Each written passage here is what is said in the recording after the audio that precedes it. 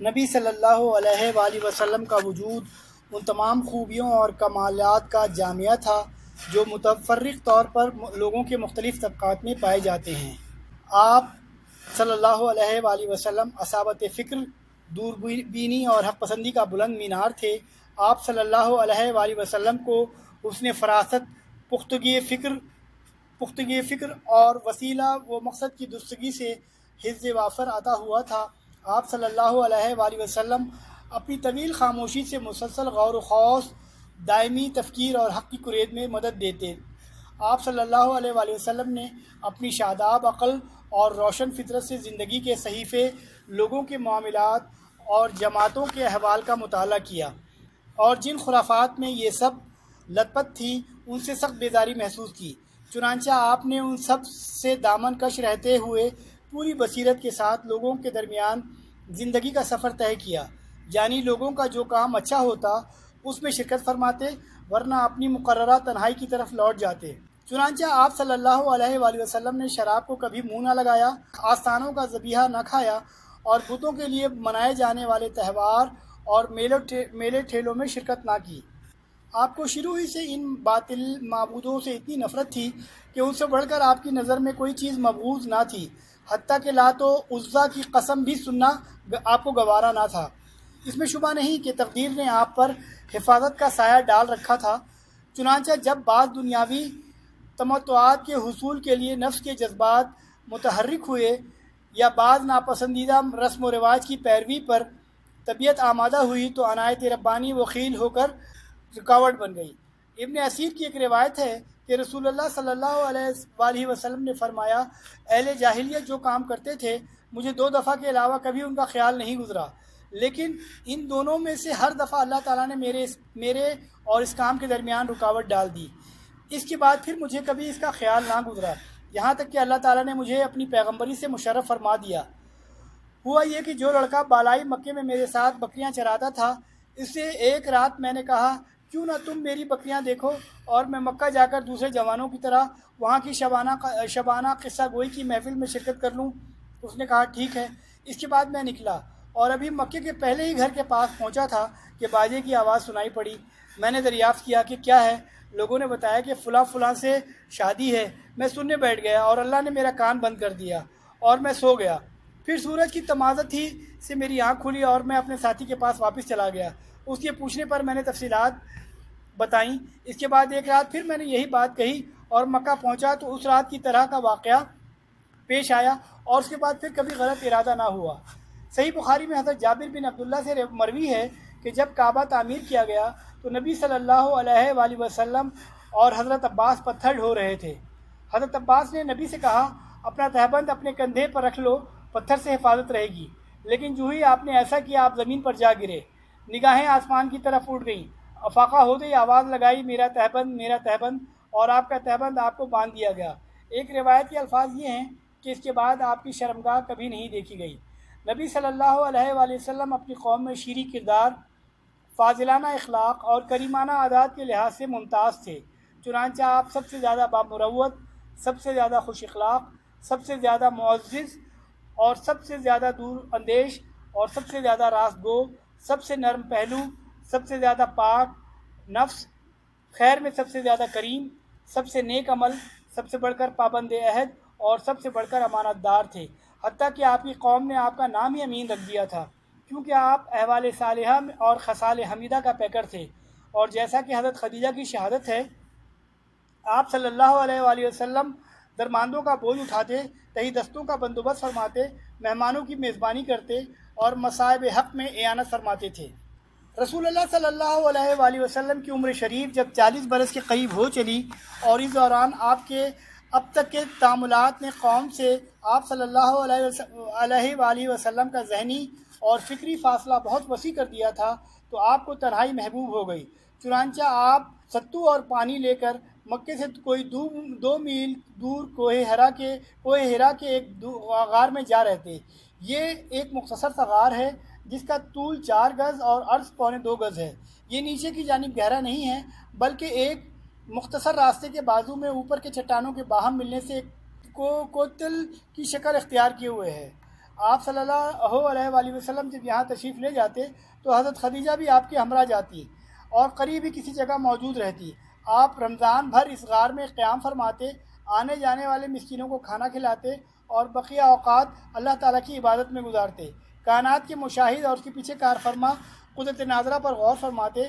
آپ کو اپنی قوم کے لچر پوچ، شرکیہ عقائد اور واہیات تصور پر بالکل اطمینان نہ تھا، لیکن آپ کے سامنے کوئی واضح راستہ، معین طریقہ اور افراط و تفریط سے ہٹی ہوئی کوئی ایسی راہ نہ تھی جس پر آپ صلی اللہ علیہ وآلہ وسلم اطمینان و انشراح قلب کے ساتھ رواں دواں ہو سکتے۔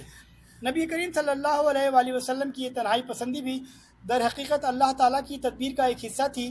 اس طرح اللہ آپ کو آنے والے کار عظیم کے لیے تیار کر رہا تھا۔ در حقیقت جس روح کے لیے بھی یہ مقدر ہو کہ وہ انسانی زندگی کے حقائق پر اثر انداز ہو کر ان کا رخ بدل ڈالے، اس کے لیے ضروری ہے کہ زمین کے مشاغل اور زمین کے شور اور لوگوں کے چھوٹے چھوٹے ہم و غم کی دنیا سے کٹ کر کچھ عرصے کے لیے الگ تھلگ اور خلوت نشین رہے۔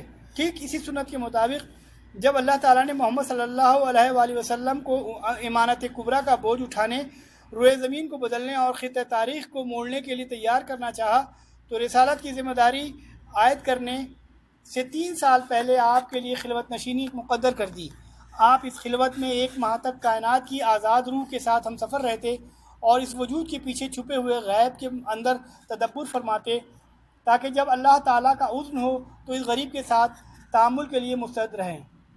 جب آپ کی عمر 40 برس ہو گئی اور یہی سن کمال ہے اور کہا جاتا ہے کہ یہی پیغمبروں کی بعثت کی عمر ہے، تو زندگی کے افق کے پار سے آثار نبوت چمکنا اور جگمگانا شروع ہوئے۔ یہ آثار خواب تھے۔ آپ صلی اللہ علیہ وآلہ وسلم جو بھی خواب دیکھتے وہ سپیدہ صبح کی طرح نمودار ہوتا۔ اس حالت پر 6 ماہ کا عرصہ گزر گیا، جو مدت نبوت کا 46واں حصہ ہے، اور کل مدت نبوت 23 برس ہے۔ اس کے بعد جب حرا میں خلوت نشینی کا 30واں سال آیا تو اللہ تعالیٰ نے چاہا کہ روئے زمین کے باشندوں پر اس کی رحمت کا فیضان ہو، چنانچہ اس نے آپ صلی اللہ علیہ وآلہ وسلم کو نبوت سے مشرف کیا اور حضرت جبرائیل علیہ السلام قرآن مجید کی چند آیات لے کر آپ کے پاس تشریف لائے۔ دلائل و قرائن پر ایک جامع نگاہ ڈال کر حضرت جبرائیل علیہ السلام کی تشریف آوری کے اس واقعے کی تاریخ معین کی جا سکتی ہے۔ ہمارے تحقیق کے مطابق یہ واقعہ رمضان المبارک کی 21 تاریخ کو دوشنبے کی رات پیش آیا۔ اس روز اگست کی 1 تاریخ تھی۔ آئیے اب ذرا حضرت عائشہ صدیقہ رضی اللہ عنہ کی زبانی اس واقعے کی تفصیلات سنیں۔ حضرت عائشہ رضی اللہ عنہ فرماتی ہیں، رسول اللہ صلی اللہ علیہ وآلہ وسلم پر وحی کی ابتدا نیند میں اچھے خواب سے ہوئی۔ آپ جو بھی خواب دیکھتے وہ سپیدہ صبح کی طرح نمودار ہوتا۔ پھر آپ کو تنہائی محبوب ہو گئی، چنانچہ آپ غار حرا میں خلوت فرماتے اور کئی رات گھر تشریف لائے بغیر مصروف عبادت رہتے۔ اس کے لیے آپ توشہ لے جاتے، پھر توشہ ختم ہونے پر حضرت خدیجہ کے پاس واپس آتے اور تقریباً اتنے ہی دنوں کے لیے پھر توشہ لے جاتے، یہاں تک کہ آپ کے پاس حق آیا اور آپ صلی اللہ علیہ وآلہ وسلم غار حرا میں تھے، یعنی آپ کے پاس ایک فرشتہ آیا اور اس نے کہا پڑھو۔ آپ نے فرمایا میں پڑھا ہوا نہیں ہوں۔ آپ فرماتے ہیں اس پر اس نے مجھے پکڑ کر اس زور سے دبایا کہ میری قوت نچوڑ دی، پھر چھوڑ کر کہا پڑھو۔ میں نے کہا میں پڑھا ہوا نہیں ہوں۔ اس نے دوبارہ پکڑ کر دبوچا، پھر چھوڑ کر کہا پڑھو۔ پھر میں نے کہا میں پڑھا ہوا نہیں ہوں۔ اس نے تیسری بار پکڑ کر دبوچا اور پھر چھوڑ کر کہا اقرأ بسم ربک الذی خلق خلق الانسان من علق اقرأ وربک الاکرم، پڑھو اپنے رب کے نام سے جس نے پیدا کیا انسان کو لوتھڑے سے پیدا کیا، پڑھو اور تمہارا رب نہایت کریم ہے۔ ان آیات کے ساتھ رسول اللہ صلی اللہ علیہ وآلہ وسلم پلٹے۔ آپ صلی اللہ علیہ وآلہ وسلم کا دل دھک دھک کر رہا تھا۔ حضرت خدیجہ بنت خویلد کے پاس تشریف لائے اور فرمایا مجھے چادر اڑا دو، مجھے چادر اڑا دو۔ انہوں نے آپ کو چادر اڑا دی، یہاں تک کہ آپ کا خوف جاتا رہا۔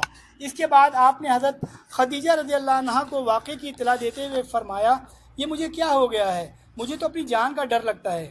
حضرت خدیجہ نے کہا قطعاً نہیں، بخدا اللہ تعالیٰ آپ کو رسوا نہ کرے گا۔ آپ صلہ رحمی کرتے ہیں، درماندوں کا بوجھ اٹھاتے ہیں، تہی دستوں کا بندوبست کرتے ہیں، مہمانوں کی میزبانی کرتے ہیں اور حق کے مصائب پر اعانت کرتے ہیں۔ اس کے بعد حضرت خدیجہ آپ کو اپنے چچیرے بھائی ورقہ بن نوفل بن اسد بن عبد العزیٰ کے پاس لے گئیں۔ ورقہ دور جاہلیت میں عیسائی ہو گئے تھے اور عبرانی میں لکھنا جانتے تھے، چنانچہ عبرانی زبان میں حسب توفیق الہی انجیل لکھتے تھے۔ اس وقت بہت بوڑھے اور نابینا ہو چکے تھے۔ ان سے حضرت ختیجہ نے کہا بھائی جان آپ اپنے بھتیجے کی بات سنیں۔ ورقہ نے کہا بھتیجے تم کیا دیکھتے ہو؟ آپ صلی اللہ علیہ وآلہ وسلم نے جو کچھ دیکھا تھا بیان فرما دیا۔ اس پر ورقہ نے آپ سے کہا یہ تو وہی ناموس ہے جسے اللہ نے موسیٰ پر نازل کیا تھا۔ کاش میں اس وقت توانا ہوتا، کاش میں اس وقت زندہ ہوتا جب آپ کی قوم آپ کو نکال دے گی۔ رسول اللہ صلی اللہ علیہ وآلہ وسلم نے فرمایا اچھا تو کیا یہ لوگ مجھے نکال دیں گے؟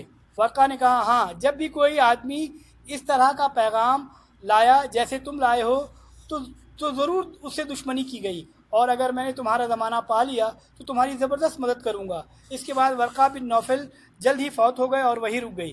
طبری اور ابن حشام کی روایت سے معلوم ہوتا ہے کہ آپ اچانک وحی کی آمد کے بعد غار حرا سے نکلے تو پھر واپس آ کر اپنی بقیہ مدت قیام پوری کی۔ اس کے بعد مکہ تشریف لائے۔ طبری کی روایت سے آپ کے نکلنے کے سبب پر بھی روشنی پڑتی ہے۔ روایت یہ ہے کہ رسول اللہ صلی اللہ علیہ وآلہ وسلم نے وحی کی آمد کا تذکرہ کرتے ہوئے فرمایا اللہ کی مخلوق میں شاعر اور پاگل سے بڑھ کر میرے نزدیک کوئی قابل نفرت نہ تھا۔ میں شدت نفرت سے ان کی طرف دیکھنے کی تاب نہ رکھتا تھا۔ اب جو وحی آئی تو میں نے اپنے جی میں کہا کہ یہ ناکارہ یعنی خود آپ شاعر یا پاگل ہے، میرے بارے میں قریش ایسی بات کبھی نہ کہہ سکیں گے۔ میں پہاڑ کی چوٹی پر جا رہا ہوں، وہاں سے اپنے آپ کو نیچے لڑکا دوں گا اور اپنا خاتمہ کر لوں گا اور ہمیشہ کے لیے راحت پا جاؤں گا۔